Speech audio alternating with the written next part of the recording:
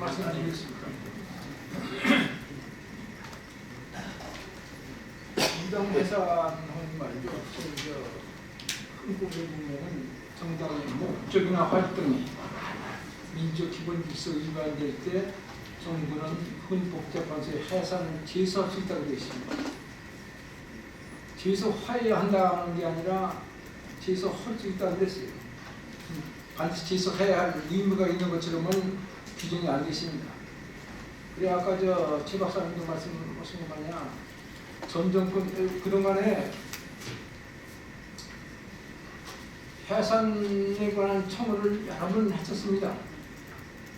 MB 정권 때도 여러 번 했는데 여러 단체 무료 헌본 낼수도 했고 했는데 전부 무산당했고 이번에 박 정권 들어서 다행히 이것이 받아들여져 가지고 문제에 해산 제소를 했습니다. 이번 정권에서. 근데 여기서 목적이나 활동이라고 되어 있거든요. 정당의 목적이나 활동이 기본적 민주주의 위반이에요. 근데 목적이나 활동이라는 얘기는 목적과 활동으로는 다릅니다. 목적이나 활동이라고 하면은 목적이나 활동 중 하나만 충족하면 해산할 수 있다는 얘기입니다. 목적과 활동이라고 하면 목적하고 활동이 두 가지가 다 충족되어야만 해산 신청할 수 있지 하나만 가지고는 안 된다는 얘기거든요.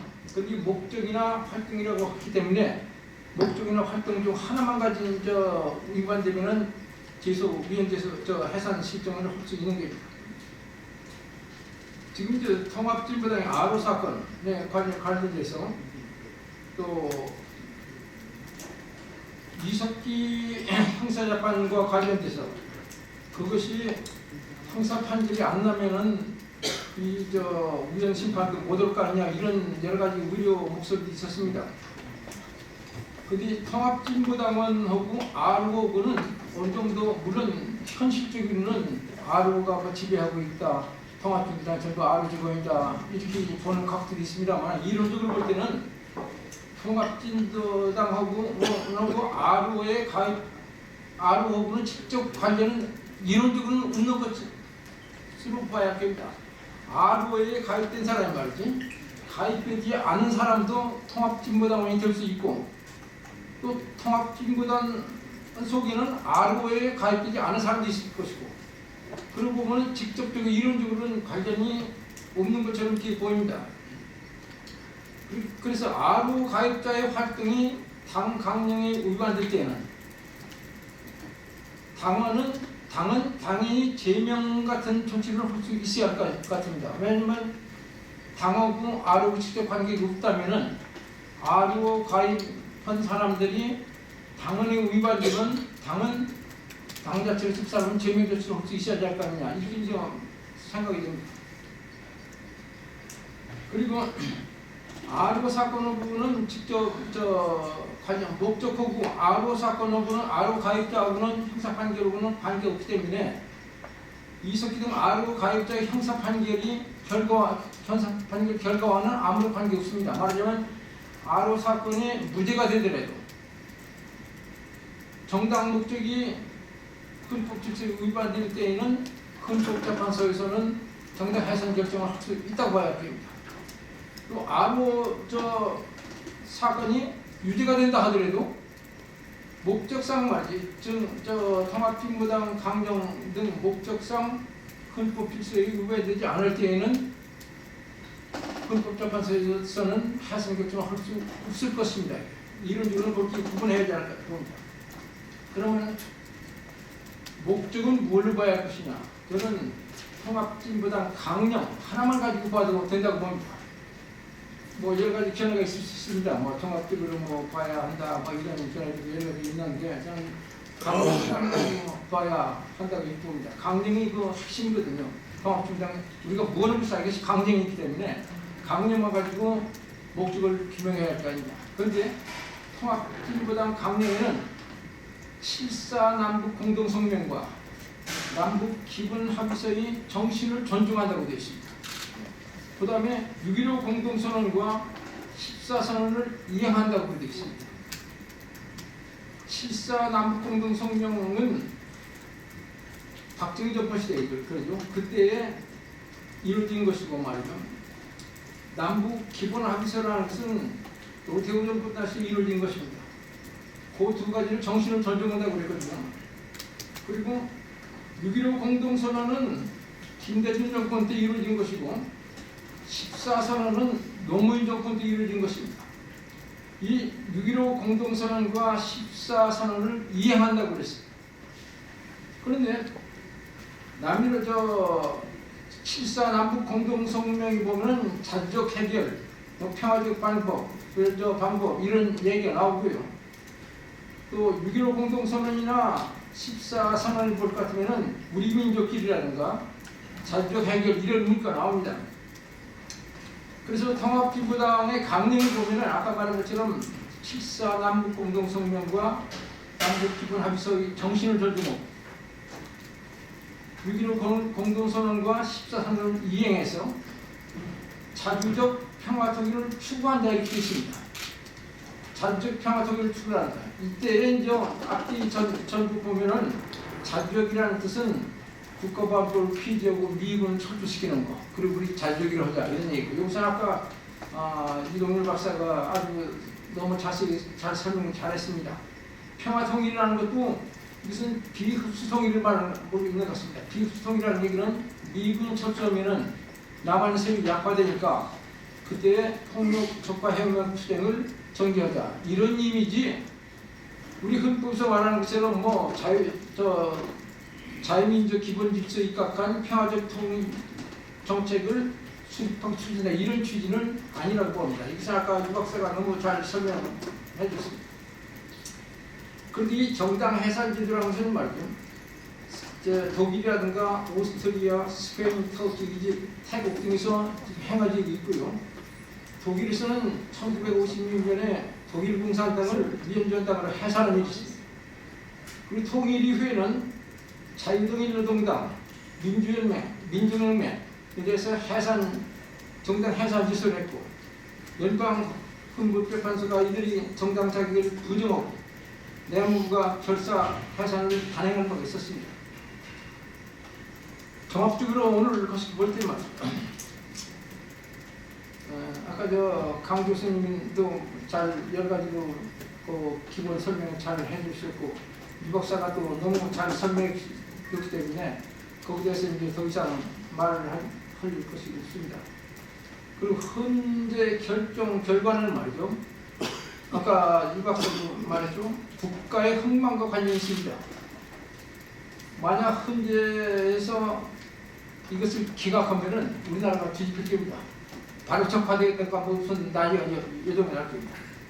그렇지 않고 위헌 결정이 내린다면은 해산 결정이 내린다면은 그래도 희망이 있지 않을까 이렇게 보고 있습니다. 그래서 우리는 모두 최선을 다해서 여기에 대응을 해야 할 것 같습니다.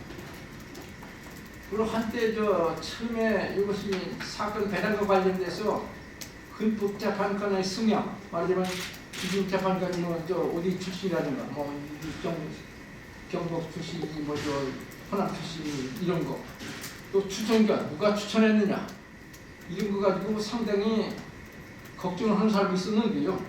저는 그런 것은 아무런 결정 이양이 없을 것이라고 생각합니다.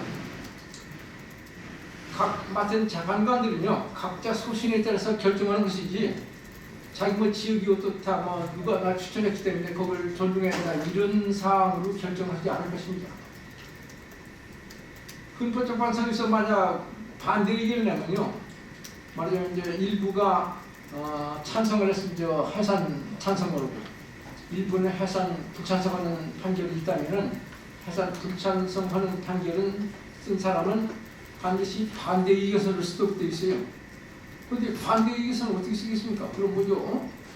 내가 생각해도 반대 의견서 쓸 것이 없을 것 같아요.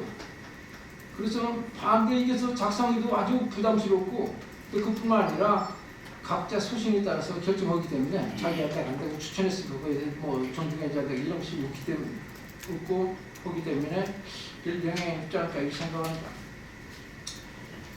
오늘 헌법재판소에서 정당 해산 심리를 하고 있습니다. 지금. 오전에는 서중 조사를 합니다. 서증이라는 것은 서증은 증거 서류인데요. 증거 서류를 무려 신청해서 1,800개를 냈어요. 이거 엄청난 숫자입니다. 그런데 1,800개의 서증을 가지고 말이죠. 하나하나 한 서증 하나 가지고 제출자에서 원고 측에서 본부 쪽에서 이 서증은 무엇을 말하는데 설명하면은 반대 측에서 말이죠. 통지자 측에서 또 반박을 합니다. 이 설명하고 반박하고 이걸 되풀이하고 있으니 하나하나 가지고 그렇게 하려니 말이죠. 이거 1,800개만 몇 년을 걸릴까 이게. 그 짓을 여태까지 해왔습니다. 근데 민사소송을 준용하고 있는 민사재판소는 안 그렇거든요. 민사재판에서는 서증 같은 걸 말이죠. 증거를 내면 이거 인정하느냐 상대방이 묻고 인정하지 않는다 하면 인정한다 하면 이제 그걸로 끝나고 말이죠. 그것은 저 법관 채택하느냐 이번에 이제 신증이 맥히는 거고 인정하지 않는다고 하면은 제출한 측에서 그 진정 성분이 인정됐다는 증거를 내야 합니다. 증명을 해 증인을 냈다는 거 이런 식으로 해가지고 인정을 성립시키는 겁니다. 그래서 그 사실 인정은 증거에 의해서 하는 거거든요. 이 증거에는 간단히 말하면 물증이 있고 서증이 있고 인증이 있습니다. 물증이 것은 물건, 뭐 했다면 이제 물건이 있을 거니까 뭐 폭탄 했다면 폭탄, 뭐 잘비라든가. 그 서증은 아까 말한 증거 서류, 인증은 사람이 나서 증인신문 이런 게 있는데 물증의 경우는 말이지 이것이 과연 적법한 것이냐, 과연 이것만 인정하면 되는 것이고 서증의 경우는 상대방이 그 성립을 인정하지 않습니다. 성립이 인정하지 않을 때는 아까 증인을 통해서 인정한다 이런 식으로 인정을 해야 하고 사람이 증언은 뭐 진술한 것 그대로니까요. 그런데 이것을 물증이나 서증이나 인증을 재판 사실 인정하는데 차용하느냐 않느냐 이것은 법관의 자의심증에 달려 있습니다. 그러니까 이제 여러 가지 서증이나 물증 인정하면 인정하는 거 반대하는 거 여러 가지 있으면은 그 중에서 법관 자의심증에서 이것이 맞다고 이렇게 보면 인정하는 걸 다 인정해서 사실 인정하고 이쪽이 맞다면 전부 구중에서 기각하고 막 이런 식입니다. 이것이 법관의 자의심증에 있어 결정하는 거거든요. 그런데 아까 말한 1,800개를 말이지 하나하나 이렇게 하다 보니까 처음에는 열심히 하다가 나중에 서른이 지친 모양이에요. 신청의 측도 지치지만 반대 측에서 통지자 측이 지쳐가지고 그 후에는 뭉디기 적당히 이렇게 했답니다. 그래서 오늘로 서증조사는 다 끝날 예정이라고 듣고 있습니다. 그래서 오늘 서증조사 다 끝나고 오전에 끝나고 오후에는 증인신문 한답니다. 오늘 증인신문 2사람 한답니다. 또 앞으로 또 증인신문 더 있을지 모르죠. 그래서 지금 이 상에서 듣기는 우연심판 결심 아마 7월 말경 되지 않을까 하고 이렇게 추측을 하고 있답니다. 7월 말경 결심하면 이제 판결은 8월이나 9일이나 어떻게 되지 않을까 이렇게 생각합니다. 이것은 진작이기 때문에 확정할 수는 없고 그런 식으로 상당히 진보당 판결이 늦었습니다. 아무튼 제 생각에는 진보당 이건 무슨 위헌 결정, 이것은 해산 결정은 잘 되지 않을까 저는 개인적으로 그렇게 생각하고 그렇게 희망하고 있습니다. 그렇다고 말씀드리겠습니다.